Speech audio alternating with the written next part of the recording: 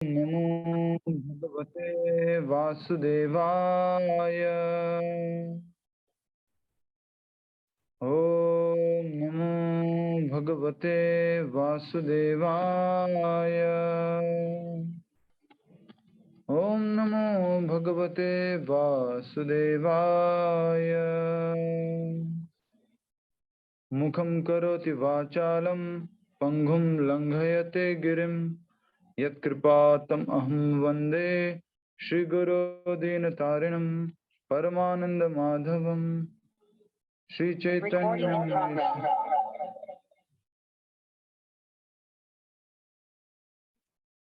हरे कृष्ण। श्रीमद् भगवद गीता यथारूप अध्याय 2 श्लोक संख्या 39 से आगे हम करने का प्रयास कर रहे हैं और ये सेक्शन नंबर 5 है, राइट, जो 5वां हमारा भाग था। और ये श्लोक संख्या कितने से कितने तक का है?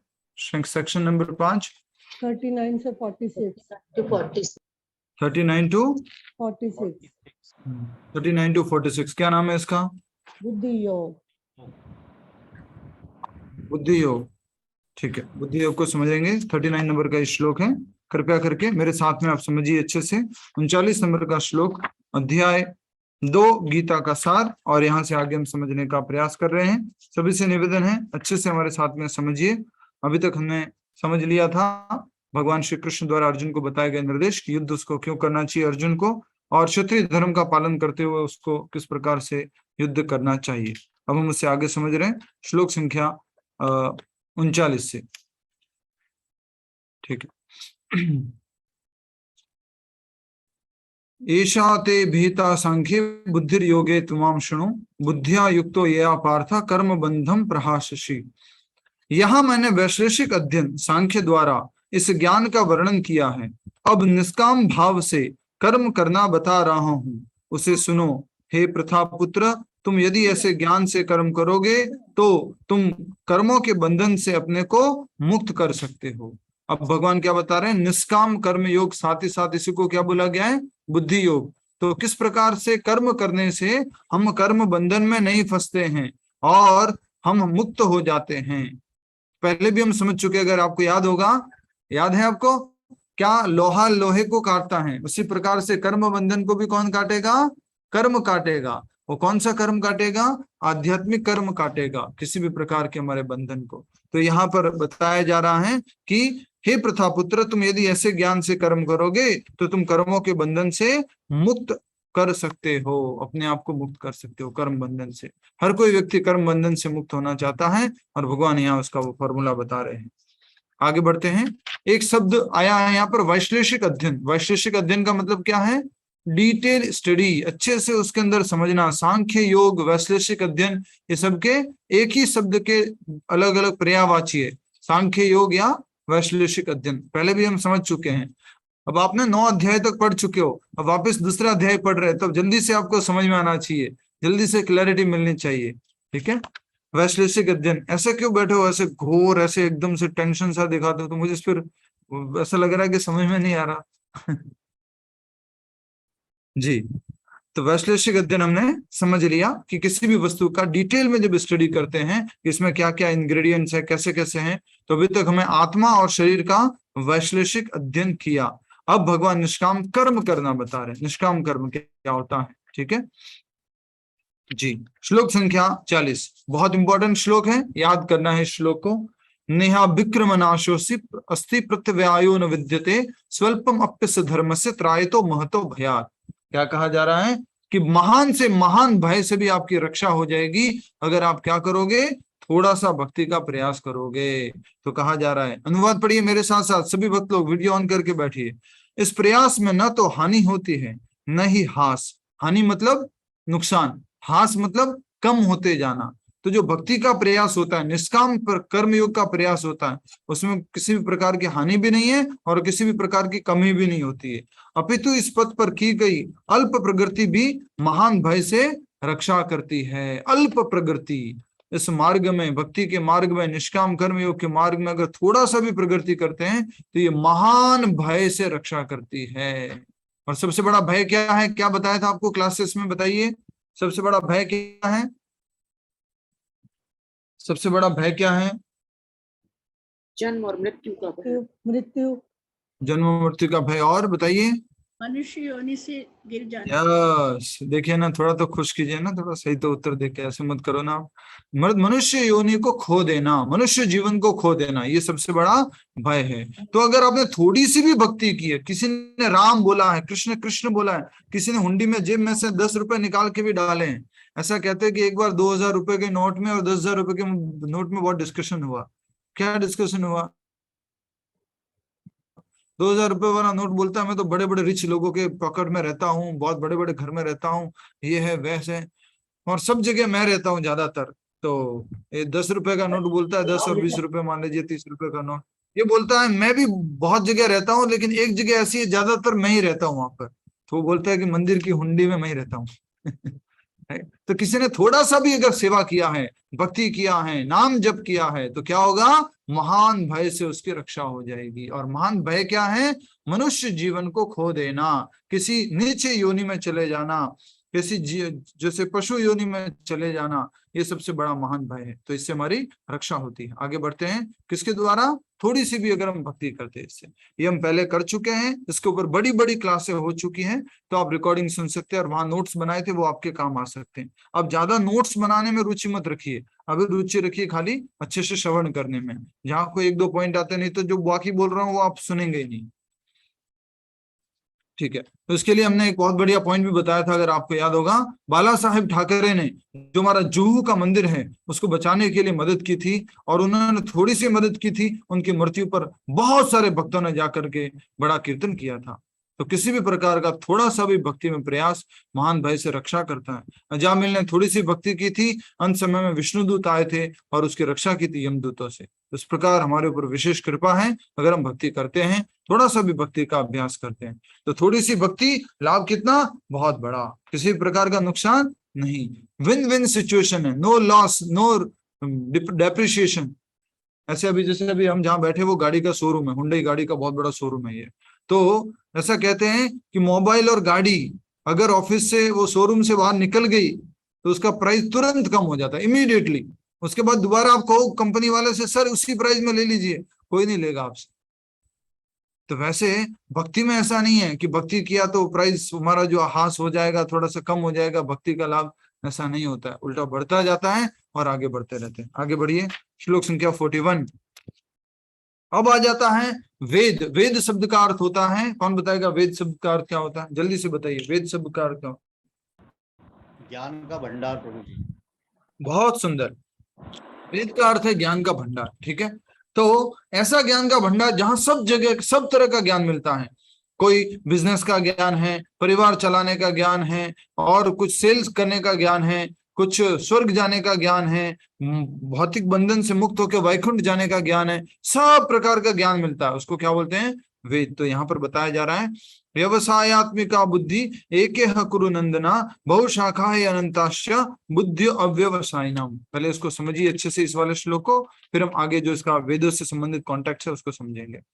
जो इस मार्ग पर चलते हैं वे प्रयोजन में दृढ़ रहते हैं। किस मार्ग पर चलते हैं? कौन से मार्ग पर?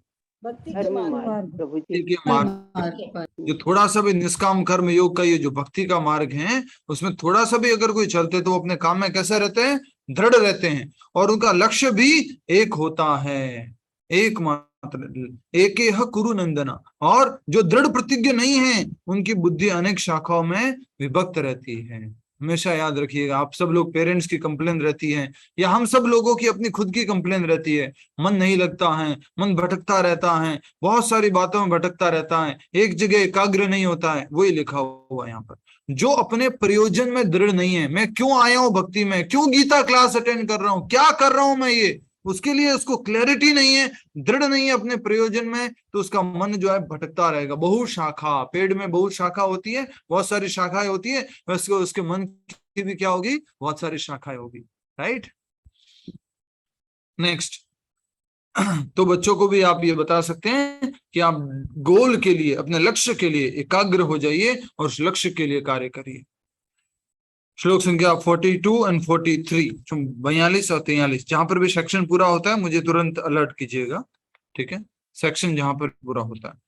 याम इमाम पुष्पिताम वाचम प्रवदन्ति विपश्चितः वेदवादरता पार्था नान्यदस्तिवादिनः कामात्मनः स्वर्गपरा जन्म कर्म फल प्रदाम क्रिया विशेष बहुराम भोग ऐश्वर्य गतिम प्रति ही। क्या कहा जा रहा है कि अल्पज्ञानी मनुष्य वेदों के उन अलंकारिक शब्दों के प्रति अत्यधिक आसक्त रहते हैं। एक व्यक्ति कैसा था जिसका लक्ष्य कैसा होता है, फिक्स होता है, और एक व्यक्ति कैसा होता है उसकी मन में क्या बहु शाखाएं होती है, बहुत ज्यादा विचार आते रहते हैं। तो जैसे कि हम जाते हैं मार्केट में परचेजिंग करने के लिए, और परचेजिंग करने के लिए जाते हैं, फिक्स है कि मुझे भी जाके ये साड़ी खरीद के आना है, लेकिन हमारा तो लक्ष्य तो एक नहीं था, फिक्स नहीं था, गए तो थे साड़ी खरीदने, साथ में और भी कुछ सब्जी, कुछ और कुछ खाने की आइटम, और भी कुछ चीजें जो है खरीद के लेके आ गए, तो उसको क्या कहेंगे, बहुशाखा। और खास करके कौन सी चीजों से अट्रैक्ट हो गए हम साड़ी लेने गए तब, बताओ जल्दी से, खास करके कौन सी चीजों से अट्रैक्ट हो गए, बताओ बताओ। ये भगवान माता जी ऐसे तो मत बैठो कम से कम।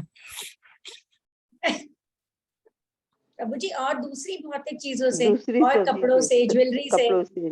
वहां लिखा हुआ था buy one get two, buy one get free, उससे अट्रैक्ट हो गए। तो यहाँ पर भी यही लिखा हुआ है, याम इमाम पुष्पिताम वाचा, जो वेदों की फ्लावरी लैंग्वेज है, लुभावनी भाषा है। अच्छा, ये वाला यज्ञ कर लो, ये वाली पूजा कर लो, स्वर्ग जाओगे, अप्सराएं मिलेगी, नूर मिलेगी, हूर मिलेगी, नंदन कानन वन मिलेगा, खूब भोग होगा, ऐश्वर्य होगा। तो ये जो है वो कौन सी भक्ति नहीं है, शुद्ध भक्ति नहीं है।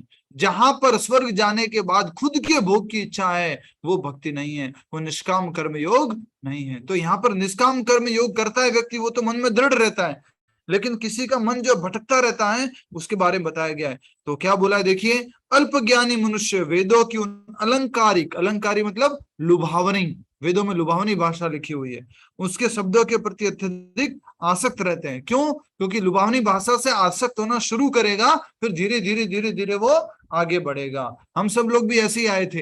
अच्छा, गणेश जी की पूजा करेंगे तो ये होगा, सरस्वती जी की पूजा करेंगे तो ये होगा, शिव जी के 16 सोमवार करेंगे तो ऐसा हो जाएगा, राइट। ऐसे करते करते हम इसमें आए थे, धीरे धीरे धीरे धीरे धीरे हमें निष्काम की तरफ आ गए, हमें भगवान से कुछ आशा नहीं है। सभी लोग अच्छे से समझिए, वीडियो ऑन करके बैठिए, बहुत फ्लो में चल रहे हैं, ध्यान रखिए, अटेंशन रखिए, तो ही समझ में आएगा। जो स्वर्ग की प्राप्ति, अच्छे जन्म, शक्ति इत्यादि के लिए विशेष विविध सकाम कर्म करने की संस्तुति करते हैं। वेदों की फ्लावरी भाषा, वेदों की लुभावनी अलंकारी भाषा स्वर्ग आदि ले जाने की बात करती है। इंद्रिय तृप्ति तथा ऐश्वर्य में जीवन की अभिलाषा के कारण वे कहते हैं इससे बढ़कर और कुछ नहीं है, यही जीवन है, बढ़िया खूब मजे कर लो। तो वेदों में भी ऐसा लिखा हुआ है, क्या, बाय वन गेट थ्री, मतलब क्या है, यज्ञ कर लो, ये हवन कर लो, ये पूजा कर लो, ये जाप कर लो, ये 108 बार पाठ कर लो, तो तुम्हें ऐसा ऐसा ऐसा सुख मिलेगा, ऐसा ऐसा ऐसा भोग मिलेगा, ऐसा ऐसा यश मिलेगा, ऐसा ऐसा नाम मिलेगा, ऐसा ऐसा शक्ति मिलेगी, ऐसा ऐसा स्वर्ग मिलेगा। ऐसे ऐसी सब चीजों से हम आकर्षित होते हैं, यस नो? जल्दी से बताओ, आकर्षित होते कि नहीं होते हैं हम? कोई भी कह दे आपको कि ये वाली अंगूठी पहनोगे तो आपके जो है ना शनि की दशा और उसका वो सब निकल जाएगा, तो हम आकर्षित होते हैं ऐसी चीजों से, राइट। तो यही बात यहाँ पर कद बताई गई है। तो वो लोग कौन होते हैं, अल्प ज्ञानी। ठीक है, क्लियर है? हरे कृष्णा, आगे बढ़ते हैं। श्लोक संख्या 44। वेद का अर्थ बता दिया था हमने। वेद का मतलब क्या है, प्रमिला खेमानी माता जी जल्दी बताइए फास्ट। वेद का मतलब ज्ञान का भंडार प्रभु जी। आप प्रमिला खेमानी है, नाम दे देते आपको आज से। यस, प्रमिला खेमानी माता जी, क्या नाम है बताइए। वेद का मतलब, आवाज नहीं आ रही आपकी, ठीक है। वेद का अर्थ होता है ज्ञान का भंडार, ऐसा ज्ञान जहां पर सब कुछ मिलता है, सारा ज्ञान मिलता है। तो हम ऐसे ज्ञान से आकर्षित हो जाते हैं, जैसे आजकल लोग आकर्षित होते हैं कौन से, योग से, प्राणायाम से, और भी जो काम इच्छा पूरा करने वाला ज्ञान है, वो वेदों में भी ऐसा ज्ञान दिया हुआ है, ओहो उसमें भी बढ़ावा दिया गया है, उन सब से वो आकर्षित होते हैं, राइट। तो हमें वेदों की ऐसे अलंकारिक भाषा से, ऐसे ज्ञान से आकर्षित नहीं होना है, और एक निष्ठ होकर के अपनी भक्ति करनी है। श्लोक संख्या 44। हरि बोल, हरि बोल। यस, जो लोग इंद्रिय भोग तथा भौतिक ऐश्वर्य के प्रति अत्यधिक आसक्त होते हैं, होने से, अत्यधिक आसक्त होने से ऐसी वस्तुओं से मोहग्रस्त हो जाते हैं, उनके मनों में भगवान के प्रति भक्ति का दृढ़ निश्चय नहीं आता। ऐसे व्यक्तियों के मन में कभी भी दृढ़ निश्चय नहीं आता भगवान की शुद्ध भक्ति के प्रति, भगवान की प्योर भक्ति। कैसे व्यक्तियों में माता जी, सुमन माता जी जल्दी बताइए, कैसे व्यक्तियों में नहीं आता?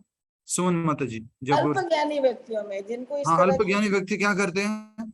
इंद्रिय भोग में और ऐश्वर्य, भौतिक ऐश्वर्य में लगे रहते हैं। ए बाई वन गेट टू वाला जैसे अलंकारिक वर्ड्स होते हैं जी। तो जो वेदों की अलंकारिक भाषा से आकर्षित होते हैं, जिनको भौतिक भोग की कामना होती है, स्वर्ग जाने की कामना होती है, ऐसे लोग जो हैं वो भगवान की भक्ति के प्रति आसक्त नहीं होते हैं। अच्छे से समझ जाइएगा, हमें दूसरी वस्तुओं से आकर्षित नहीं होना है। भक्ति करनी है तो प्योर भक्ति से आकर्षित होना है। मंदिर गए, मंदिर जाने के बाद में फिर हमें बहुत सारी चीजें भी मिलने लग गई। क्या क्या हरे कृष्णा माता जी, आप कैसे हैं?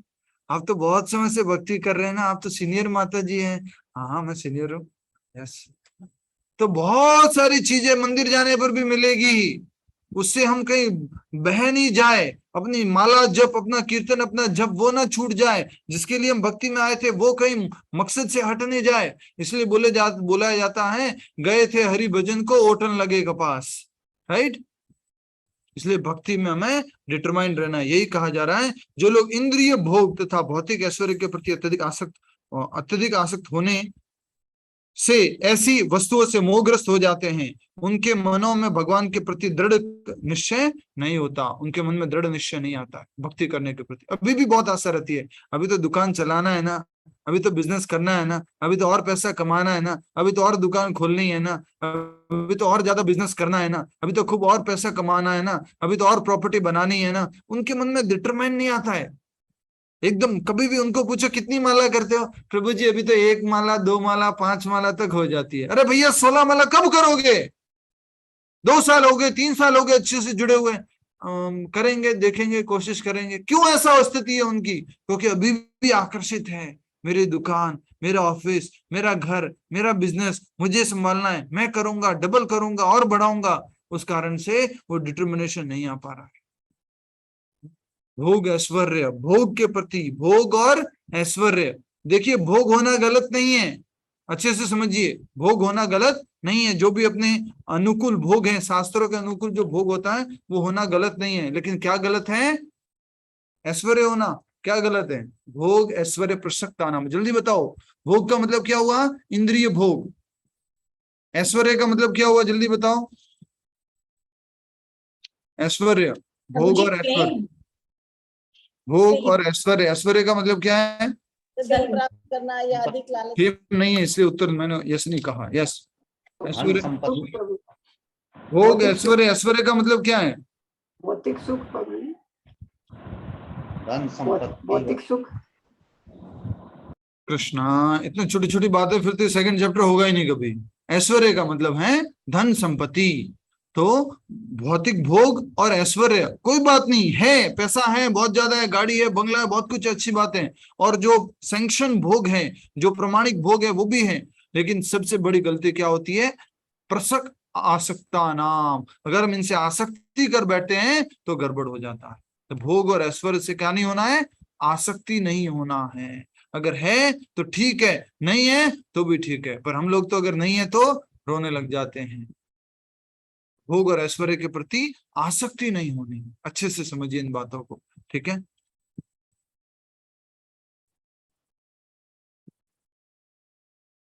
नेक्स्ट अब हम समझ रहे हैं, ऐसे व्यक्तियों के मन में जो कि भोग और ऐश्वर्य के प्रति क्या होते हैं? आसक्त होते हैं। उनके मन में क्या नहीं आता है? विजय राजपुरोहित जी, क्या नहीं आता है? आपके लिए भी मैं बोल रहा हूं, थोड़ा सा इनडायरेक्टली आपको भी हिंट कर रहा हूं। ऐसे व्यक्तियों के मन में क्या नहीं आता है? भक्ति के लिए दृढ़ संकल्प नहीं आता। माता जी जिनसे पूछा है उनको बोलने दो ना, फिर आपका नाम चेंज करना पड़ेगा फिर मुझे। जो भोग और उसमें याद रखते, भगवान का नाम याद नहीं आता उनको। भोग और ऐश्वर्य के प्रति जो आसक्त रहते हैं उनको भक्ति में दृढ़ निश्चय नहीं आता है, ये लिखा हुआ है। अच्छे से समझिए, भक्ति में दृढ़ निश्चय क्यों नहीं आ रहा है? 16 माला क्यों नहीं कर पा रहे हो? क्यों नहीं रेगुलरली चैंटिंग कर पा रहे हो? वृंदावन जा पा रहे हो? दर्शन नहीं कर पा रहे हो? भोग और ऐश्वर्य के प्रति आसक्त है, पैसा और भोग के प्रति बहुत आसक्ति है, इस कारण से नहीं हो पा रहा है। तो आसक्ति को हमें छोड़ना होगा। बहुत अच्छी बात यहाँ पर समझाई जा रही है। भोग ऐश्वर्य प्रशक्ता नाम। श्लोक संख्या 45। मैं 72 तक जाना भैया जी, साथ में रहिए।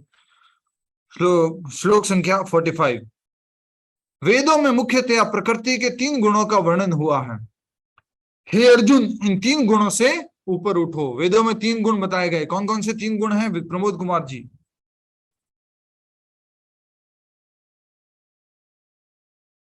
जल्दी बताओ। यस प्रमोद जी बोलिए ना।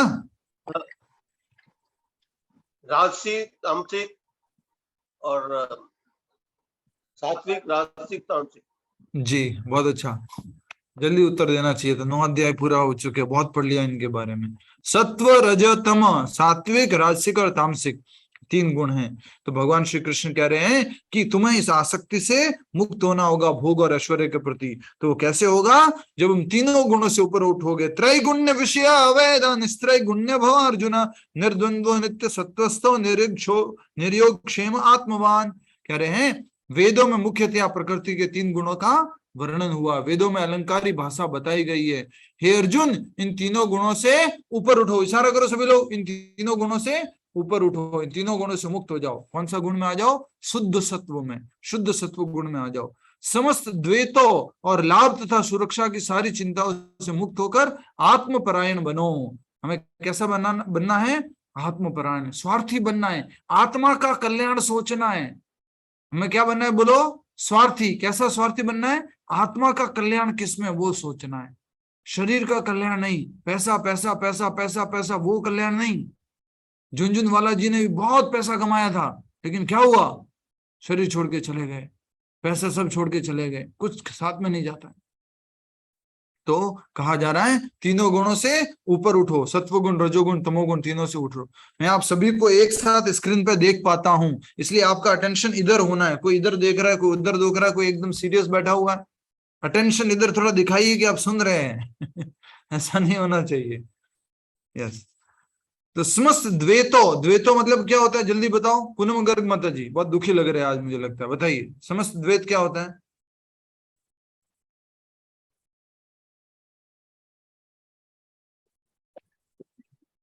प्रभु जी आपने क्या पूछा? फिर से एक बार बता दीजिए, आवाज नहीं खिचड़ी, आ रही समोसा और अचार में क्या फर्क है? बता दीजिए। समस्त द्वैतों को क्या बोलते हैं? द्वैत मतलब क्या है? द्वैत मीन ड्युअलिटी, जैसे रात और दिन। हाँ तो सिंपल से यही तो प्रश्न पूछा था, कहाँ ध्यान था? नहीं सुख सुन रहे दुख, थे प्रभु जी, लाभ हानि, सुन रहा था। मान अपमान, ये जो है द्वैत हैं। तो भगवान बोल रहे हैं समस्त द्वैतों और लाभ तथा सुरक्षा की चिंताओं से मुक्त होकर आत्मपरायण बनो। खुद की आत्मा के कल्याण के लिए कार्य करो, भगवान श्री कृष्ण कह रहे हैं। ठीक है, तो हमें 3 गुणों से ऊपर उठना है और आत्मपरायण बनना है, आत्मा के लिए कार्य करना। अब ये घर का, परिवार का, दुकान का, ऑफिस का, ये सब चिंताओं से मुक्त होना है पूरी तरह से, और आत्मपरायण अंदर की तरफ जो हमारा जर्नी है, यात्रा है, उसको शुरू करना। नेक्स्ट श्लोक संख्या 46। यावान अर्थोदपाने सर्वतः संप्लुतोदके तावान सर्वेषु वेदेषु ब्राह्मण्यस्य विजानता। बहुत सुंदर एग्जाम्पल दिया गया है, सभी लोग पढ़िए अनुवाद में। एक छोटे से कूप का सारा कार्य एक विशाल जलाशय से तुरंत पूरा हो जाता है। इसी प्रकार वेदों के आंतरिक तात्पर्य जानने वाले को उनके सारे प्रयोजन सिद्ध हो जाते हैं। तो बताया जा रहा है कि जैसे गांव में कुएं होते हैं अलग अलग, मान लीजिए ये जो है भैंसों के लिए कुआं है, गायों के लिए कुआं है, बर्तन धोने के लिए कुआं है, स्नान करने के लिए कुआं है, ये पानी पीने का भरने के लिए कुआं है। इन सब का कार्य एक से पूरा हो जाता है। वो क्या है? नदी। नदी अगर है, नदी पे सारा कार्यक्रम, सबसे पहले पानी जो पीने का लेके जाना है, उसके बाद कोई स्नान करने वाले, उसके बाद कपड़े धोने वाले, उसके बाद मान लीजिए कुछ भैंस आदि धोने वाले हैं और शरीर स्वच्छ करने वाले हैं। तो एक ही जगह से सारा काम हो जाता है, सारे के सारे अलग अलग जलाशयों का कार्य एक कर लेता है। वैसे ही वेदों के आंतरिक तात्पर्य को जानने वाले, वेदों में खाली ये नहीं बताया गया मसाला, ये करोगे तो स्वर्ग मिलेगा, ये करोगे तो वो मिलेगा, ये तो बताया गया है। अंदर और भी चीजें हैं। वो क्या है? शुद्ध भक्ति। बोलो क्या है वो? जल्दी बोलो। शुद्ध भक्ति। शुद्ध भक्ति। बोलो ना, सबको शुद्ध रिक्वेस्ट भक्ति। किया था एक माइक अनम्यूट करके बोलना ही तो है, शुद्ध इतना समय भक्ति। लगा शुद्ध भक्ति जी। तो शुद्ध भक्ति, तो शुद्ध भक्ति जो है वेदों के अंदर की बात है, और ये वेदों के अंदर की बात शुद्ध भक्ति है। उसको जो जानता है ना, कि वेदों के अंदर के तात्पर्य को जानने वाले को उनके सारे प्रयोजन सिद्ध हो जाता है। जो भक्ति करेगा उसको ऑटोमेटिकली बाकी सारी चीजें भी मिल जाती है। जैसे कि नदी के अंदर का जो पानी है उससे सारा काम हो जाता है, वैसे ही जो भक्ति करता है उससे ऑटोमेटिकली सारी की सारी सिद्धियां, सारे के सारे भौतिक और आध्यात्मिक सारे लाभ उसके पूरे हो जाते हैं। ठीक है, श्लोक संख्या 47। हरि बोल, वेरी वेरी इंपॉर्टेंट श्लोक, बचपन से सुनते आए हैं आप सभी लोग। ये हाँ तो जी। सेक्शन अरे बोल। सेक्शन खत्म हो गया। नेक्स्ट हो गया। सेक्शन सेक्शन था बुद्धि योग, वो खत्म हो गया। बुद्धि योग या फिर जो निष्काम कर्म योग वो खत्म हुआ, और अब हम आगे आ गए सेक्शन नंबर, क्या नाम है इसका श्लोक का, सेक्शन का, और सेक्शन कितना लंबा है? भक्ति मुक्ति दिलाती है 47 से 53। 47 से 53। यस, भक्ति मुक्ति दिलाती है। ठीक है, समझिए अब इसी जो पीछे श्लोक में बताया गया था 38 से लेकर के 46 तक, उसमें क्या था? बुद्धि योग या भक्ति योग। ठीक है, अब ये भक्ति से होता क्या है, भक्ति योग से मुक्ति मिलती है, ये सब यहाँ पर बताया जाएगा। ठीक है, बहुत इंपॉर्टेंट श्लोक, आप बचपन से सुनते आए हैं। कर्मण्येवाधिकारस्ते मा फलेषु कदाचन मा कर्म फल हेतुर्भुर्माते संगो स्वकर्मणि।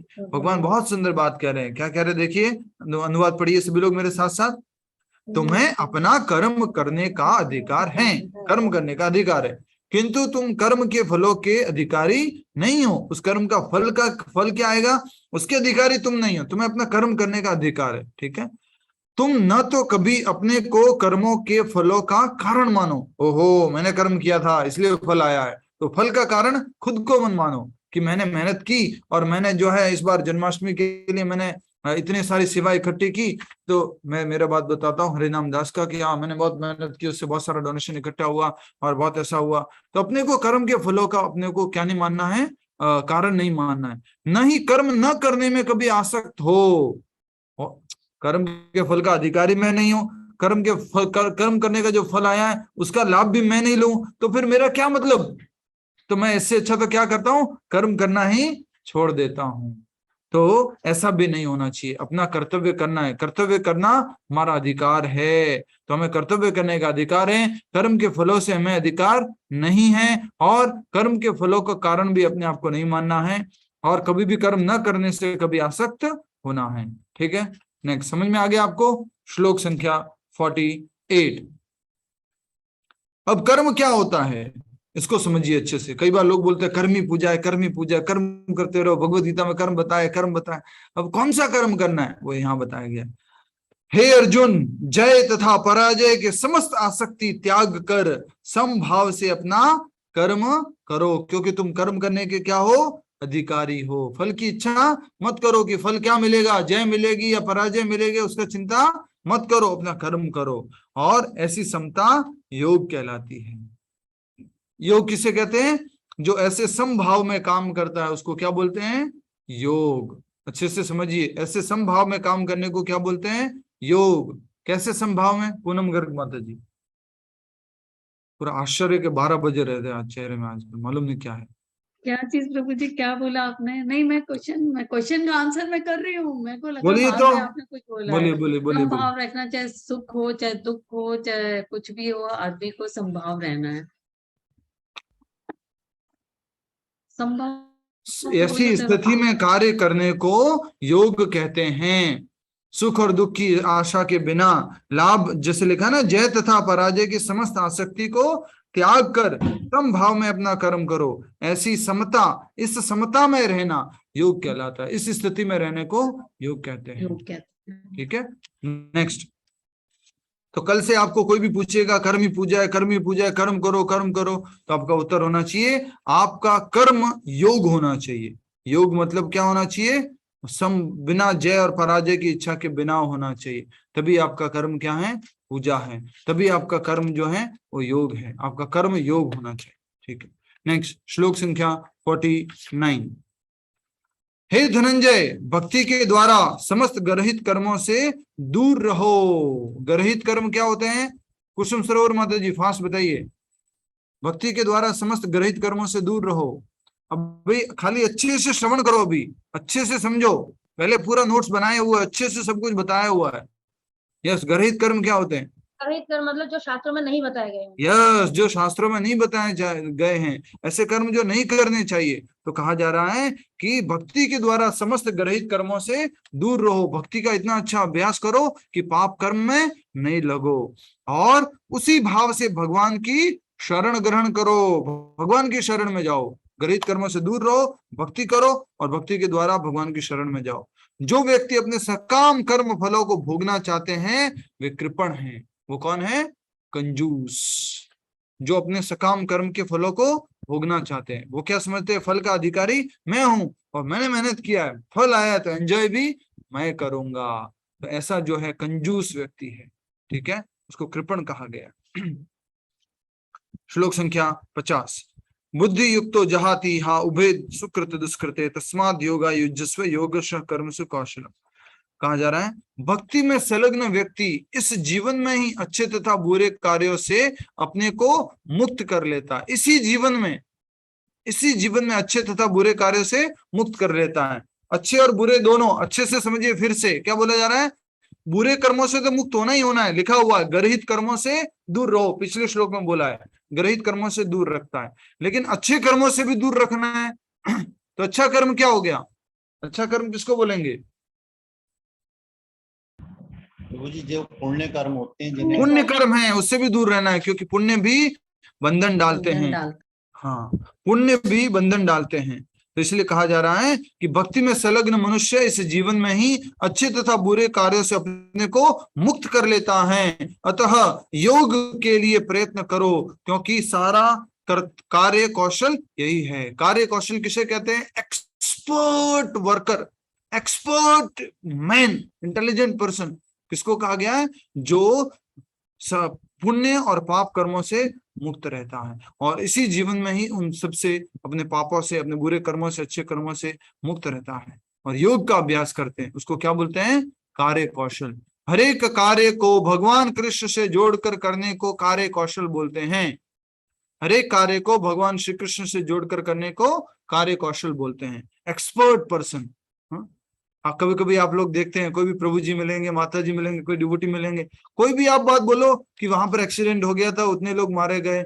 हाँ, भगवत गीता में भगवान बताते हैं कर्मों का फल कभी कभी ऐसे मिल जाता है, और भगवान ने बताए हैं, इसलिए हमें अपने भक्ति करनी चाहिए ना। कोई भी चीज बोलो, हर एक बात को किससे जोड़ देंगे? भगवान से जोड़ देंगे। उसको बोलते हैं कार्य कौशल। श्लोक संख्या 51। इस तरह भगवत भक्ति में लगे रहकर बड़े बड़े ऋषि मुनि अथवा भक्तगण अपने आप को इस भौतिक संसार में कर्म के फलों से मुक्त कर लेते हैं। हर एक कार्य को भगवान से जोड़ करके क्या कर लेते हैं? अपने आप को मुक्त कर लेते हैं। टाइटल क्या था इस सेक्शन का? प्रियंका माता जी, कौशंबरी माता जी, इस सेक्शन का टाइटल क्या था? इस विभाग का टाइटल क्या था? श्लोक संख्या 39 से श्लोक संख्या 52 तक क्या टाइटल था? 39 भक्ति मुक्ति दिलाती है। यस, तो क्या कह रहे हैं? भक्ति मुक्ति दिलाती है। तो इस तरह भगवत भक्ति में लगे रहकर बड़े बड़े ऋषि मुनि अथवा भक्तगण अपने आप को इस भौतिक संसार के कर्म के फलों से मुक्त कर लेते हैं। इस प्रकार वे जन्म मृत्यु के चक्र से छूट जाते हैं और भगवान के पास जाकर उस अवस्था को प्राप्त करते हैं जो समस्त दुखों से परे हैं। ऐसी अवस्था कहाँ मिलेगी जो समस्त दुखों से परे हैं? जब भगवान कृष्ण के चरणों में जाके ऐसे सो गए ना, ऐसे समस्त दुखों से परे, वो टॉप। अभी ऐसे सोओगे, ऐसे सोओगे, वैसे करोगे तो उससे कुछ नहीं होने वाला। समस्त दुखों से परे कैसे होंगे? जब भगवान कृष्ण की शरण ग्रहण करेंगे तो हम जो हैं सारे दुखों से मुक्त हो जाएंगे। इसलिए इस श्लोक को अच्छे से समझिएगा। श्लोक संख्या 51 भगवान ने कहा है कि इस प्रकार से जन्म मृत्यु के चक्र से छूट जाते हैं और भगवान के पास जाकर उस अवस्था को प्राप्त करते हैं जो समस्त दुखों से परे हैं। भगवान के पास दुख नहीं है, भगवान के पास चले गए तो दुखों से परे हो चुके हैं। ठीक है, इस जगत का नाम दुखालय है और भगवान के जगत का नाम है सुखालय, आनंदालय। ठीक है, श्लोक संख्या 52। जब तुम्हारी बुद्धि मोह रूपी सघन वन को पार कर जाएगी तो तुम सुने हुए तथा सुनने योग्य सबके प्रति अन्य मनस्क हो जाओगे। मोह रूपी सघन वन, वन होता है ना जंगल, तो यहाँ मोह रूपी वन बताए, जंगल बताए। इस मोह रूपी जंगल से पार कर पाना बहुत मुश्किल है। कौन कौन सा जंगल में कौन कौन से पेड़ आते हैं, बोलो किस किस से मोह हो जाता है जंगल में? कौन कौन से पेड़ आते हैं, जल्दी बताओ फास्ट। प्रभु जी, धन है, माता परिवार है, पिता परिवार है, भाई बेटे वगैरह बहन, रहता है। माता पिता, घर रूपी पेड़, परिवार रूपी पेड़, पिता रूपी, माता रूपी, और बहुत सारा जंगल है ये मोह का। तो इस सघन वन, ये मेरा है, ये मेरा है, ये मेरा है, ये मेरे हैं, इस आसक्ति से पार कर जाना, इससे दूर चले जाना इन आसक्तियों से।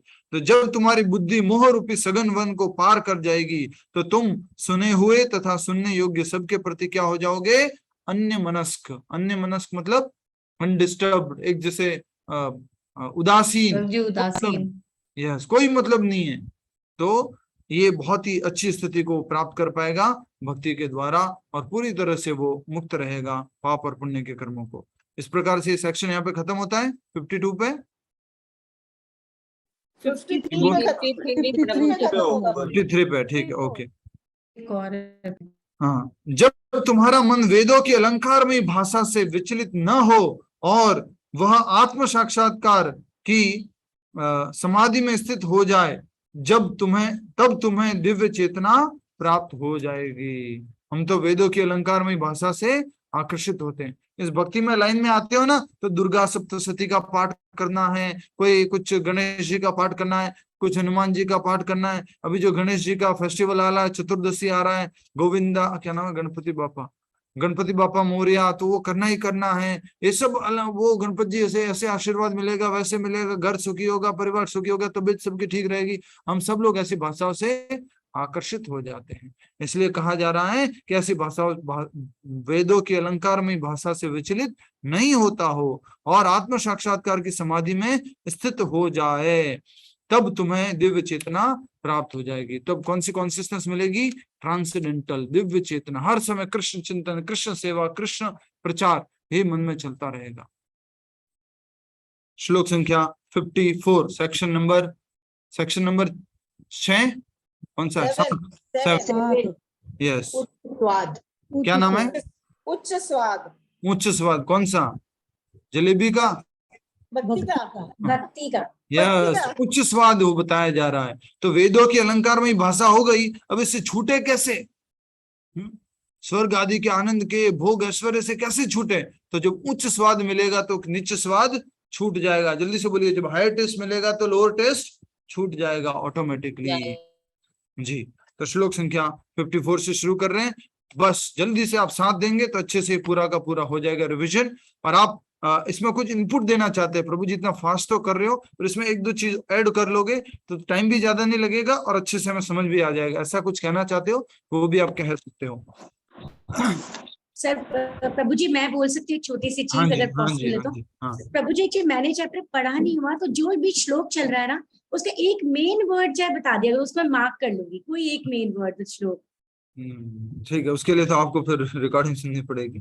कोशिश करेंगे, कोशिश करेंगे। श्लोक संख्या 54, क्योंकि फिर उसके लिए मुझे श्लोक भी पढ़ना पड़ेगा ना।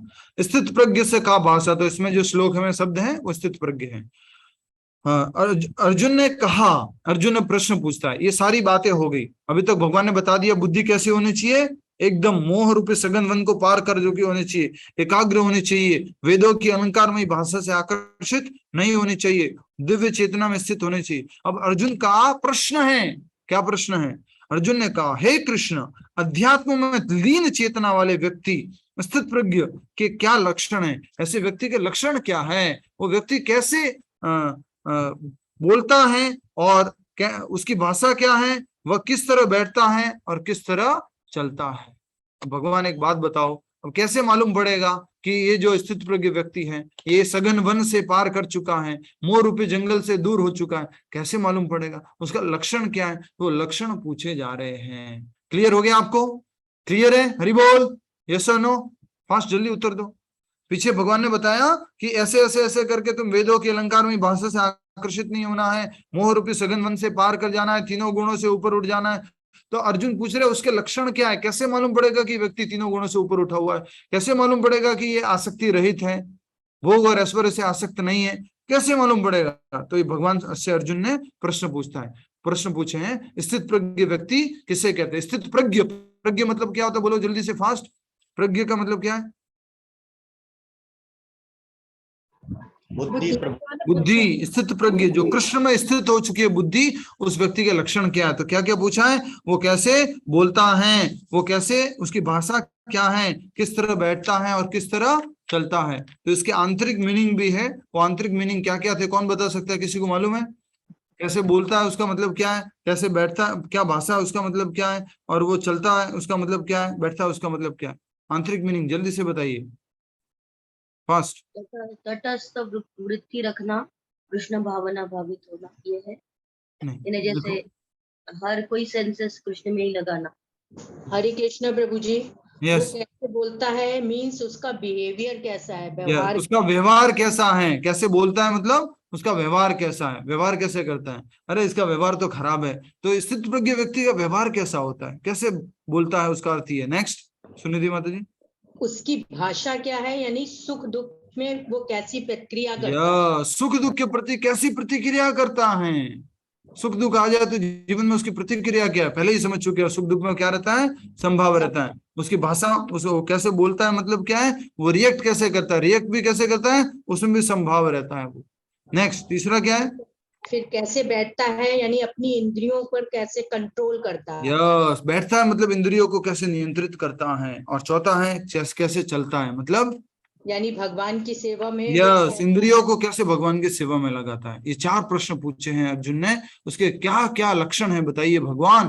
तो अब देखिए, आप लोग चेक कीजिए, अपने आप से चेक कीजिए, अपने आप को चेक कीजिए कि हमारे अंदर कितने लक्षण है ये। और ये लक्षण बताए गए स्थित प्रज्ञ व्यक्ति के। भगवत गीता पढ़ रहे, भागवतम पढ़ रहे हैं, तो हमें कोशिश करना चाहिए ये लक्षण हमारे अंदर हो। श्लोक संख्या 55 भगवान उत्तर दे रहे। श्री भगवान उवाचा प्रजहाति यदा कामान सर्वान् पार्थ मनोगता आत्मनेव आत्मन तुष्टा स्थित प्रज्ञ तदोच्यते। तो इसमें श्लोक में जो शब्द है वो है कि आत्मनेव आत्मन तुष्ट। भगवान ने कहा, हे पार्थ, जब मनुष्य मनोधर्म से उत्पन्न होने वाली इंद्रिय तृप्ति के समस्त कामनाओं का परित्याग कर देता है। सबसे पहले क्या बोला है? मनोधर्म से उत्पन्न होने वाली। मनोधर्म मतलब क्या होता है? यस, जल्दी बताओ जिसको मन से उत्पन्न होने वाली, मन से उत्पन्न होने वाली सुख की इच्छा है, खुशी की इच्छा है। तो बोला गया है कि जब मनोधर्म से उत्पन्न होने वाली इंद्रिय तृप्ति की समस्त कामनाओं का परित्याग कर देता है, और जब इस तरह विशुद्ध हुआ उसका मन आत्मा में संतोष प्राप्त करता है, तो वह विशुद्ध दिव्य चेतना को प्राप्त या स्थित प्रज्ञ कहा जाता है। जब उसका मन पूरी तरह से क्या हो जाएगा? साफ हो जाएगा, विशुद्ध हो जाएगा, प्योर हो जाएगा। कैसे प्योर होगा वो? जब वो अपने मन से उत्पन्न इच्छाओं को पूरा नहीं करेगा, मन से उत्पन्न इच्छाओं को परित्याग कर देगा। तो कैसी इच्छाओं को पालन करेगा? जो कृष्ण से जुड़ी हुई है, उन इच्छाओं को पालन करेगा। तो ऐसे व्यक्ति को क्या बोला गया है? स्थित प्रज्ञ कहा गया है। ठीक है, नेक्स्ट। ये जो है पहले प्रश्न का उत्तर था, क्या उसको कैसे बोलता है, कैसे व्यवहार करता है। तो वो कैसे व्यवहार करता है? वो मन से उत्पन्न सारी भौतिक इच्छा जो है इंद्रिय भोग की, उसका त्याग कर देता है। हरे कृष्ण प्रभु जी। जी, 6th वाले चैप्टर में उसी को योगारूढ़ भी कहा गया है। उसको बाद में समझेंगे ना। बिल्कुल सही कह रहे हैं आप, दूसरे लोग कंफ्यूज ना हो इसके लिए। जी, आपका उत्तर, आपका कहना बिल्कुल सही है। योगारूढ़ कह दो, स्थित प्रज्ञ कह दो, समाधि में स्थित व्यक्ति कह दो, ये सब उसी को कहा जा रहा है। एक बुद्धि व्यक्ति कह दो, व्यवसायत्मिका बुद्धि कह दो, ये सब उसी के लिए कहा जा रहा है। और अर्जुन का ये प्रश्न है। यहाँ भक्ति योग की बात हो रही है, आगे बढ़ते हैं। जो त्रय तापों के होने पर भी मन में विचलित नहीं होता अथवा सुख में प्रसन्न नहीं होता और आसक्ति, भय तथा क्रोध से मुक्त है, वह स्थिर मन बुद्धि वाला कहलाता है। हर समय क्या होता है? वो स्थित एक जैसा रहता है, विचलित नहीं होता। ऐसे पानी के जैसे विचलित नहीं होता है, या सुख दुख में, लाभ हानि में, मान अपमान में विचलित नहीं होता है। ऐसा व्यक्ति का बोला गया है, उसकी परिभाषा है। ऐसा व्यक्ति की भाषा ऐसी होती है, वो सब में विचलित नहीं होता, सुख दुख में। ठीक है, अब आइए अर्जुन का तीसरा प्रश्न है कि वो कैसे इंद्रियों को कंट्रोल करता है। श्लोक संख्या 50 57 में उसका उत्तर है, ठीक है, सॉरी 58 में उसका उत्तर है। 57 में तो वही है जो उसकी भाषा क्या, उसका व्यवहार क्या सुख दुख के प्रति, उसी को वापस बताया गया। इस भौतिक जगत में जो व्यक्ति न तो शुभ की प्राप्ति से हर्षित होता है और न अशुभ के प्राप्त होने पर उससे घृणा करता है, वह पूर्ण ज्ञान में स्थिर होता है। हम तो क्या करते हैं, जो शुभ होता है तो उसको वेलकम करते, बहुत खुश हो जाते हैं, और अशुभ होता है उसको त्याग कर देते हैं। लेकिन वास्तव में होना कि कैसा चाहिए, शुभ हो या अशुभ हो, लाभ हो या हानि हो, कैसी भी स्थिति हो, उसमें समभाव रहना है, स्थिर रहना है। और ऐसे व्यक्ति को ही पूर्ण ज्ञान में स्थित कहा गया, उसी को स्थित प्रज्ञ कहा गया है। याद रखिएगा ये शब्द बहुत इंपॉर्टेंट है, स्थित प्रज्ञ, स्थित बुद्धि वाला, एक जैसा। नेक्स्ट श्लोक संख्या 58। जिस प्रकार कछुआ अपने अंगों को संकुचित करके खोल के भीतर कर लेता है, उसी तरह जो मनुष्य अपनी इंद्रियों को इंद्रिय विषयों से खींच लेता है, वह पूर्ण चेतना में दृढ़ता पूर्वक स्थित रहता है। तो उदाहरण किसका दिया गया है, कछुए का। इंद्रियों को कैसे नियंत्रित करना है, कछुओं के बराबर। जरूरत नहीं है तो अंदर सिकुड़ के रख लो, जरूरत है तो खोल दिया। तो पर हम लोग तो क्या करके रखते हैं, पूरी इंद्रिया खुली हुई है, जब जो भी जैसा भी देखना है, सुनना है, खाना पीना है, मोस्ट वेलकम सर, आने दो, हमारी इंद्रिया खूब एंजॉय करना चाहती है। बट यहाँ पर पूरा अच्छे से बताया है, जिस प्रकार कछुआ अपने अंगों को संकुचित करके खोल के भीतर कर लेता है, उसी तरह जो मनुष्य अपनी इंद्रियों को इंद्रिय विषयों से खींच लेता है, वो पूर्ण चेतना में दृढ़ता पूर्वक स्थित रहता है। इंद्रियों को किससे खींचना है, जल्दी बताओ पूनम गर्ग माता जी, इंद्रियों को किससे खींचना है? मुझे विषय भोगों से, इंद्रिय विषयों से खींचना है। आंखों को रूप से, कानों को ध्वनि से, जीवा को स्वाद से, त्वचा को स्पर्श से और नाक को गंध से हमें दूर खींच लेना है। जरूरत नहीं है तो जबरदस्ती ऐसे कहीं लगाने की जरूरत नहीं है। नेक्स्ट, देहधारी जीव इंद्रिय भोग से भले ही निवृत्त हो जाए, पर उसमें इंद्रिय भोगों की इच्छा बनी रहती है, लेकिन उत्तम रस के अनुभव होने से ऐसे कार्यों को बंद करने पर वह भक्ति में स्थिर हो सकता है। भौतिक रूप से तो कोई कार्य बंद कर दे, चाय नहीं पीते, कॉफी नहीं पीते, लहसुन प्याज नहीं खाते, लेकिन मन में क्या चलता है, क्या टेस्टी कॉफी बनती थी, मन में चलता रहता है। बाहर से नहीं नहीं हम कॉफी नहीं पीते, चाय नहीं पीते, मन में तो खूब ऐसा चलता रहता है। तो वही ऐसा कहा गया है, जब देहधारी जीव इंद्रिय भोगों से भले निवृत्त हो जाए, पर उसमें इंद्रिय भोगों की इच्छा बनी रहती है। ये बहुत सत्य बात है। कोई ब्रह्मचारी ये तो सोचता है कि शादी के बाद तो पूरा सुखी सुख है, पत्नी परिवार, आहा, तो उसको ऐसा लगता है, मन में ऐसा चल रहा है, बाहर से तो नहीं नहीं शादी नहीं करेंगे हम, ये सब माया है, मोह है, पर मन में चलता रहता है, अच्छा बहुत बड़ा सुख होगा ना, कितना सुंदर बीवी होती है, इतना अच्छा बढ़िया सुख है, बढ़िया उसको बढ़िया गरम गरम कपड़े, बढ़िया आयरन कपड़े मिलेंगे, बढ़िया अच्छा भोजन बना के देगी गरम गरम घी में, और बढ़िया से कुछ खाना मिलेगा, बड़ा उसको लगता है, मन में ऐसा चिंतन चलता रहता है। सब उल्टा होता है।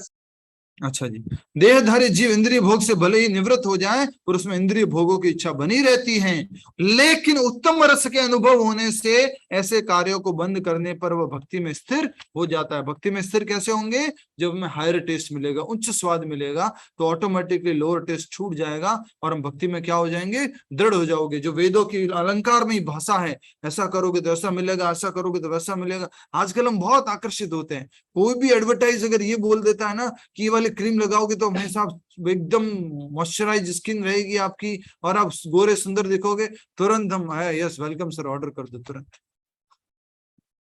ये एंटी एजिंग क्रीम है, यस तुरंत कर दो। कोई ऐसा डॉक्टर कुछ बोल देगा कि ये ऐसा कुछ करने से आप जो है फिट रहोगे, आपका पेट का जो क्या बोलते हैं फैट जो है वो कम हो जाएगा और आप स्लिम ट्रिम दिखोगे, यस तुरंत एक्सेप्ट कर लेंगे। वेदों की अलंकार में भाषा या ऐसी लुभावनी भाषा से आकर्षित हो जाते हैं, लेकिन वास्तव में जो भगवान का भक्त है, जो स्थित प्रज्ञ है, जिसको हायर टेस्ट मिला चुका है, वो इन सब से विचलित नहीं होता है। नेक्स्ट श्लोक संख्या 7, हमें 10 श्लोक और रह गए, जल्दी से कर लेते हैं। समझ में आ गया ना? श्लोक संख्या 59 में बताया गया है, क्या बताया गया है, विषया विनिवर्तन्ते निराहारस्य देहिना रसवर्जम रसोप्यस्य परम दृष्टवा। परम दृष्टवा इसमें मुख्य शब्द है, जब हायर टेस्ट मिल जाएगा तो लोअर टेस्ट छूट जाएगा। श्लोक संख्या 60, हे अर्जुन, इंद्रिया इतनी प्रबल तथा वेगवान हैं कि वे उस विवेकी पुरुष के मन को भी बलपूर्वक हर लेती हैं जो उन्हें वश में करने का प्रयत्न करता है। अच्छे अच्छे लोगों की इंद्रियों को इंद्रिया जो है एक व्यक्ति के मन को हर लेती है, बड़ा पावरफुल है। इसलिए आपको वो एग्जाम्पल दिया गया था, इसमें याद होगा, मतंगा पतंगा कुरंगा भृंगा पंचाबी रेवा पंचाई पंचा, बहुत ताकतवर है इंद्रिया। कोई व्यक्ति बहुत समय से 8 साल से 10 साल से भक्ति का प्रयास कर रहा है, अभ्यास कर रहा है, और फिर भी कभी कभी उसका मन विचलित हो जाता है, उसकी इंद्रिया उसको इंद्रिय विषयों की तरफ खींच के लेके चली जाती है। तो बड़े बड़े लोगों के साथ ऐसा हुआ है। विश्वामित्र मुनि जी हो गए, बहुत सारे हो गए, हम सब लोग भी देखते हैं आजकल की दुनिया में भी बहुत सारे लोग भक्ति करने के लिए आते हैं लेकिन भक्ति छोड़ देते हैं कई बार। तो ऐसा इंद्रिय विषयों की वजह से आकर्षित होके छोड़ के चले जाते हैं। तो कहा जा रहा है, बहुत इंपॉर्टेंट बात बोली थी ये, कि हे अर्जुन, इंद्रिया इतनी प्रबल तथा वेगवान है कि उस विवेकी पुरुष के मन को भी बलपूर्वक हर लेती हैं, जो न वश में करने का प्रयत्न करता है, कोशिश कर रहा है वश में करने का, लेकिन इंद्रिया उसको खींच के लेके चले। बहुत इंपॉर्टेंट शिक्षा है, रियलाइज करने वाली है। और इसमें एग्जाम्पल तात्पर्य में दिया गया कि उसका यमुनाचार्य का, यद्वदी मम चित्त कृष्ण पदारविंदे नव नव रस धामने रंजितम नव नव रस धामनि उद्यतम रंतुम आसित, कि जब जब से मुझे भगवान के चरण कमलों में नया नया रस प्राप्त होने लग गया है, भौतिक इंद्रिय विषय भोग के प्रति मेरा जो वो है उसको मैं तुच्छ समझने लग गया हूँ। ऐसा मन में अगर विचार भी आता है तो क्या करता हूँ, भक्ति मुख विकार सृष्टि निष्ठिवनम च, उसके ऊपर मुझे थूकने की इच्छा होती है। ठीक है, इस स्थिति पे तो हम नहीं पहुंचे अभी लोग, तो इसलिए इंद्रिय विषय ये सब आकर्षित करते रहते हैं। श्लोक संख्या 61। जो इंद्रियों को पूर्णतया वश में रखते हुए इंद्रिय संयमन करता है और अपनी चेतना को मुझ में स्थिर कर देता है, वह मनुष्य स्थिर बुद्धि कहलाता है। कब तक है ये सेक्शन, कहां तक था ये सेक्शन बताओ? 61 तक, 63 तक। और क्या नाम है इसका मुख्य सेक्शन का? उच्च स्वाद। यस, उच्च स्वाद। भक्ति क्या है? उच्च स्वाद है। तो कहा जा रहा है, जो इंद्रियों को पूर्णतः वश में रखते हुए इंद्रिय संयमन करता है और अपनी चेतना को मुझ में स्थिर कर देता है, वह मनुष्य स्थिर बुद्धि कहलाता है, स्थित प्रज्ञ कहलाता है। इंद्रियों को वश में करता है और अपनी चेतना को, बुद्धि को किसमें लगाता है? भगवान में लगाता है। ऐसा व्यक्ति क्या कहला जाता है? स्थित प्रज्ञ। अर्जुन के प्रश्न के उत्तर दे रहे भगवान, स्थित प्रज्ञ है वो, उच्च स्वाद मिल चुका उसको। नेक्स्ट, तो इस श्लोक के तात्पर्य में बताया गया है कैसे हमें हर एक इंद्रियों को भगवान की सेवा में लगाना चाहिए। तात्पर्य बताया गया इसके अमरीश महाराज का उदाहरण देकर के, तात्पर्य बहुत अच्छे से बताया।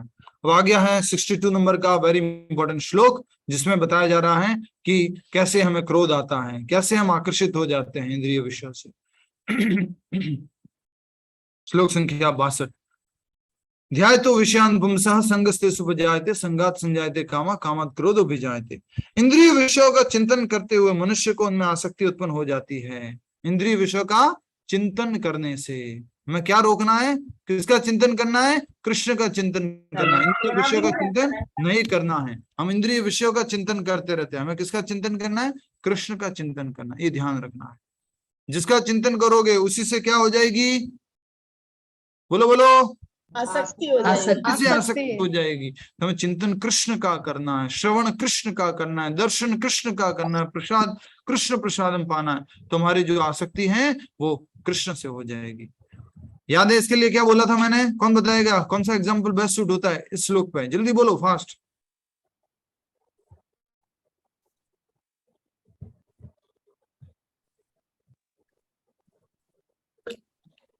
हे भगवान कृष्णा गोविंदा, अरे भूल गए? देखा देखा देखा, देखते ही रह गए। तो जब ऐसे आप चिंतन करोगे इंद्रिय विषय पर तो क्या हो जाओगे? आसक्त हो जाओगे। और देखिए क्या लिखा है आगे, ऐसे आसक्ति उत्पन्न होती है और ऐसी आसक्ति काम उत्पन्न करती है, इच्छा उत्पन्न करती है। काम मतलब क्या? अपनी इंद्रियों को तुष्ट करने की इच्छा है, इच्छा उत्पन्न करती है कि अब मुझे वो चाहिए, अब मुझे वो मिलना है, मुझे खाना है। बार बार चिंतन करेंगे, अगर जलेबी बहुत अच्छी थी, जलेबी बहुत अच्छी दिख रही थी, शुद्ध घी में बन रही थी आई थिंक, हाँ वो वहां पर बड़े बड़े लोग खरीदते हैं, चिंतन करते रहो, मन में फिर इच्छा उत्पन्न हो जाएगी, काम आ जाएगा कि मुझे खानी है। तो कहा जा रहा है ऐसी आसक्ति से काम उत्पन्न होता है और फिर काम से क्रोध प्रकट होता है। जब काम पूरा नहीं होता तो क्रोध होता है, और जब काम पूरा हो जाता है तो क्या होता है? कुछ नहीं होता, बस संतुष्ट हो जाते हैं। प्रभु जी लोभ आ जाता है। लोभ आता है। जब काम पूरा हो जाता है तो लोभ आता है, अब और नेक्स्ट नेक्स्ट नेक्स्ट। जलेबी तो खाली है, ये तो स्वाद है, साइज यहाँ की जो रबड़ी मालपुआ है वो भी बहुत फेमस है, नेक्स्ट वो भी देखना है, वो भी ट्राई करना है। ऐसे करते करते करते बहुत ज्यादा इच्छाएं आती रहती है। काम पूरा हो जाएगा तो फिर लोभ आएगा, और काम अगर पूरा नहीं होगा तो क्रोध आएगा, याद रखिएगा, ठीक है। उषा किशोरी माता जी, समझ में आ रहा है कुछ?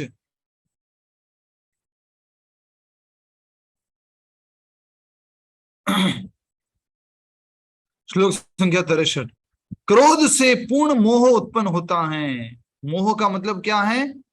पूरी तरह से भ्रमित हो जाना।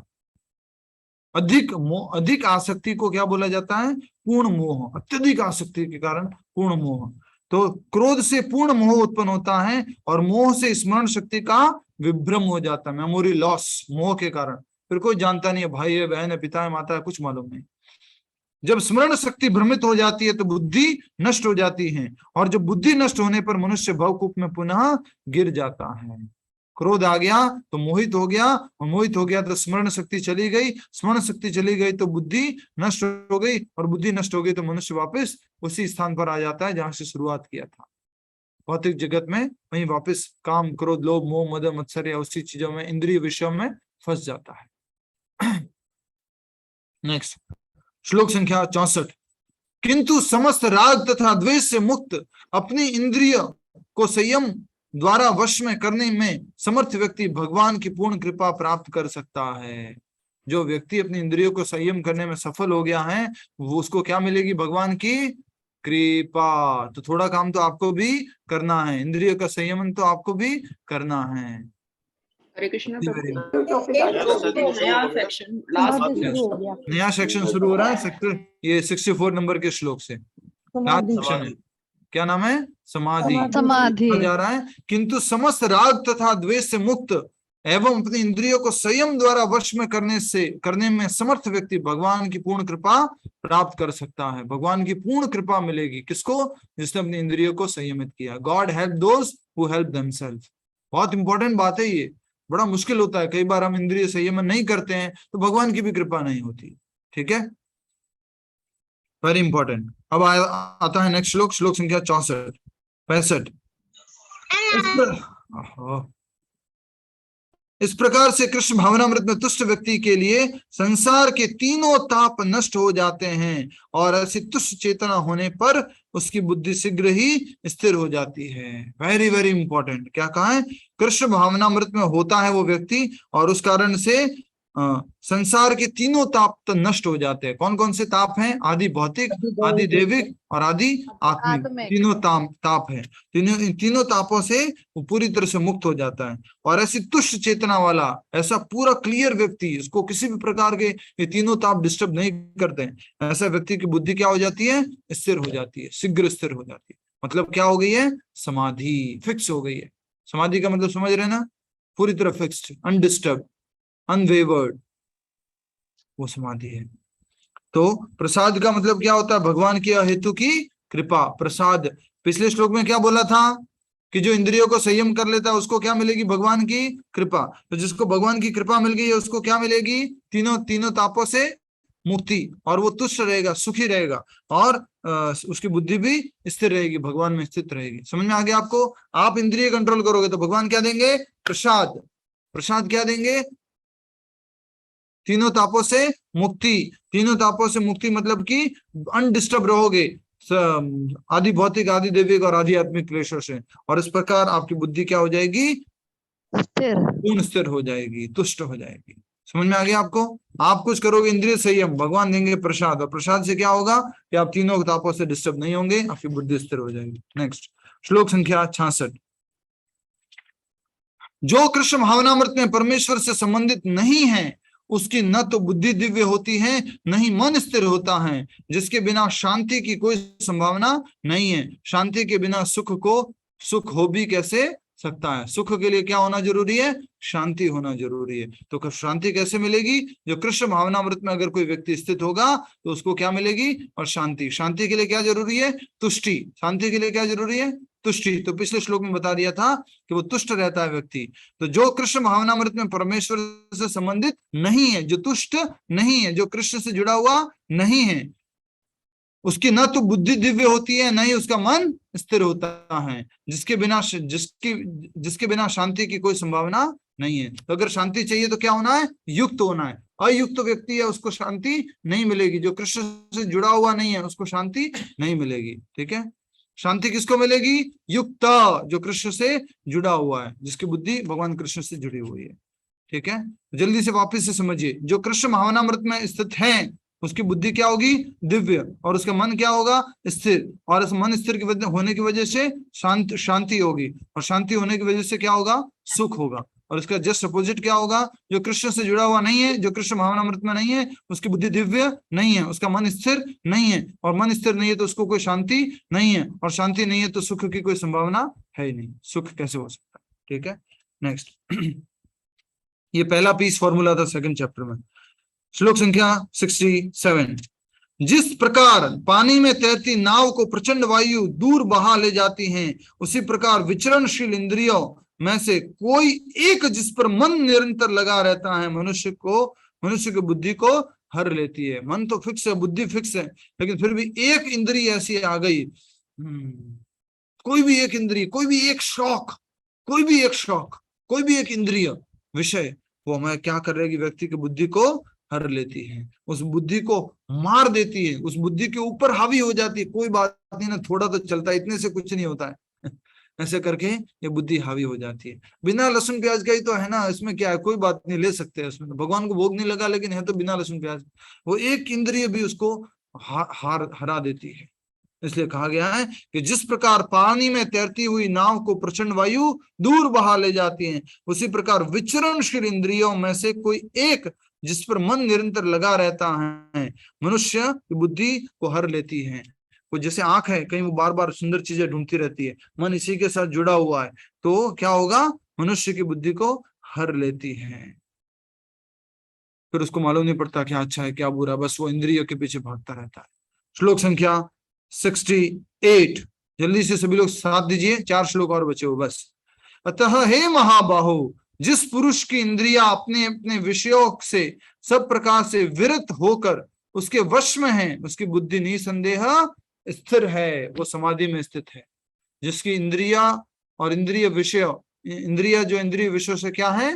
विरक्त है, दूर है, अपनी तरफ कंट्रोल में है, उसको क्या बोला गया है? उसकी बुद्धि को स्थिर भाव बोला गया है, डिटरमाइन बोला गया है। श्लोक संख्या 69। जो सब जीवों के लिए रात्रि है, वह आत्म संयमी के लिए जागने का समय है, और जो समस्त जीवों के जागने का समय है, वह आत्मनिरीक्षक मुनि के लिए रात्रि है। जो भक्त है उसके लिए जो दिन है, वो जो अभक्त है उसको क्या लगता है? रात्रि। रात्रि का मतलब क्या है? कोई समझा सकता है इस श्लोक को? क्या मतलब है? दिन रात, ये क्या बोल दिया उल्टा सुल्टा?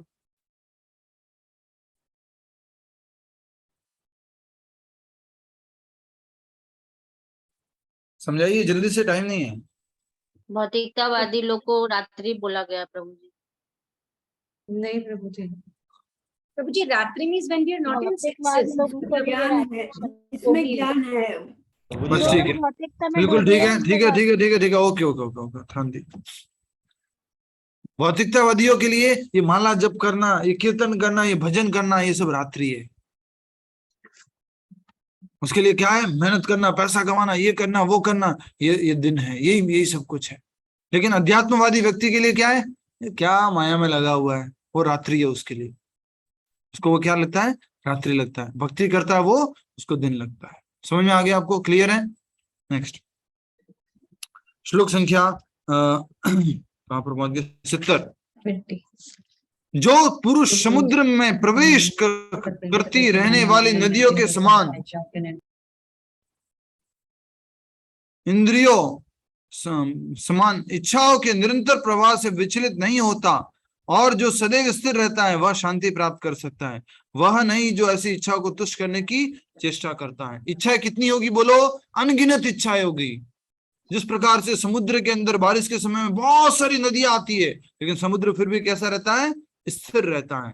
वैसे ही हमारे मन में भी बहुत सारी इच्छाएं आती रहेगी, लेकिन हमें उसमें क्या रहना है, स्थित रहना है, स्थिर रहना है। और वह नहीं जो ऐसी इच्छाओं को तुष्ट करने में लगा रहता है। शांति किसको मिलेगी? जो इंद्रियों की इच्छाओं को पूरा करता जाएगा उसको शांति मिलेगी। नहीं, जो इंद्रियों को वश तो में जो करेगा उल्टा है, उसको शांति मिलेगी। जो ऐसी इच्छाओं से विचलित नहीं होगा। देसी भाषा में बोल दूं, जो ऐसी इच्छाओं को भाव नहीं देगा। क्या नहीं देगा? भाव नहीं देगा। इच्छा बोल रही है ऐसे कर ले, वैसे कर ले, ऐसे कर ले, नहीं ना, ठीक है, उसको भाव नहीं देना। तो ऐसी इच्छाओं को भाव नहीं देना है, और ऐसा व्यक्ति क्या रह सकता है? शांत रह सकता है। लेकिन जो भाव देगा, चलो एक बार करके देखते हैं ना, एक बार ही थोड़ा खा के देखते हैं, एक बार थोड़ा घूम के देखते हैं, एक बार थोड़ा मिल के देखते हैं, एक बार थोड़ा जा करके देखते हैं, क्या है, एक बार पूरा करके, शौक पूरा करके देखते हैं, वो व्यक्ति कभी भी शांत नहीं रह सकता। क्योंकि इंद्रिया इच्छाएं कितनी है? अनगिनत। वो कितनी पूरी करेगा बताओ?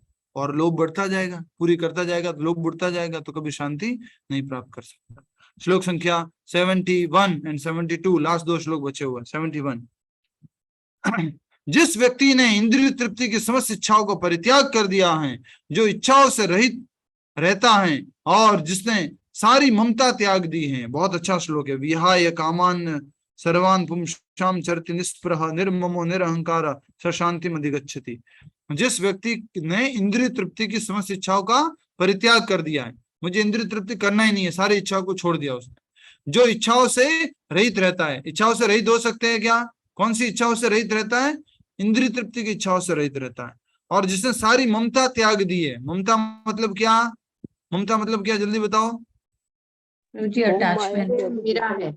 ममता का मतलब ये मेरा है, माँ माता, ये मेरा है। जो माँ की ममता बोलते हैं, वो वाली ममता यहाँ एग्जैक्टली नहीं यूज हो रहा है। कौन सा उपयोग हो रहा है? ममता, ये मेरा है। तो ये जिसने सारी ममता त्याग दी है और अहंकार से रहित है, वही वास्तविक शांति को प्राप्त कर सकता है। तो दूसरा शांति का फॉर्मूला, 2-3 फॉर्मूले हैं, उसमें से दूसरा ये बड़ा फॉर्मूला है। शांति किसको मिल सकती है? क्या बोला जा रहा है? जो इंद्रिय तृप्ति की समस्त इच्छाओं को त्याग देता है, जो इच्छाओं से रहित है, जो सारी ममता त्याग दी है और अहंकार से रहित है, वही वास्तव में शांति को प्राप्त कर सकता है। उसी को शांति मिलती है। ठीक है, लास्ट एंड फाइनल श्लोक दूसरे अध्याय का। हरि बोल। यह आध्यात्मिक तथा ईश्वरीय जीवन का पथ है। यह आध्यात्मिक तथा ईश्वरीय जीवन का पथ है, मार्ग है। कौन सा? भक्ति करना, जिसे प्राप्त करके मनुष्य मोहित नहीं होता। किसी ने मोहित होता? लोअर चीजों से, इंद्रिय विषयों से, इंद्रिय विषयों को भोगने की इच्छाओं से मोहित नहीं होता। यदि कोई जीवन के अंतिम समय में भी इस तरह स्थित हो, तो वह भगवत धाम में प्रवेश कर सकता है। जीवन के अंत समय में ऐसी बुद्धि स्थिर करके रखी है उसने, इंद्रियों को नियंत्रित कर रखा है, ममता त्याग दी है उसने, अहंकार त्याग दिया है, तो व्यक्ति वो किसको प्राप्त कर सकता है? अंत में भगवत धाम को प्राप्त कर सकता है, भगवान के धाम में प्रवेश कर सकता है। एषा ब्राह्म्य स्थिति पार्थ नैनाम प्राप्य विमोह्यति स्थित्वात्मकालेपि ब्रह्म निर्वाणम रक्षति। ब्रह्म निर्वाणम, भगवान को प्राप्त करेगा, भगवान के धाम को प्राप्त करेगा। तो ये जो आध्यात्मिक मार्ग है, ईश्वरीय जीवन है, उसको जिसे प्राप्त करके मनुष्य मोहित नहीं होता, और ये अध्यात्म का जीवन है, ईश्वरीय जीवन है। यदि कोई जीवन के अंतिम समय में भी इसी तरह स्थित हो, किस तरह से? स्थित प्रज्ञ हो, एकाग्रचित्त स्थित हो, भक्ति करने में लगा हुआ हो, हमेशा भगवान की भक्ति करता हो, ममता त्याग दी हो, अहंकार त्याग दिया हो, भौतिक चीजों से आसक्ति त्याग दी हो, वो व्यक्ति भगवत धाम में प्रवेश कर सकता है। तो who is eligible to enter into the kingdom of God? The person who is detached, the person who is not having any attachment for things, people, situation, circumstances, he can enter into the kingdom of God. Right? ऐसा व्यक्ति जो है भगवान के धाम में, who is the recipient of entering into the eternal abode of the God? That is the person who is stable in his consciousness, the person who is having स्थित प्रज्ञा, जो समाधि में स्थित है। समाधि मतलब हमेशा कृष्ण चिंतन करता रहता है, इंद्रिय भोग में नहीं लगता है। ऐसा व्यक्ति जो है वो भगवान के धाम में प्रवेश कर सकता है। आइए अब यहीं पे हम समाप्त करते हैं।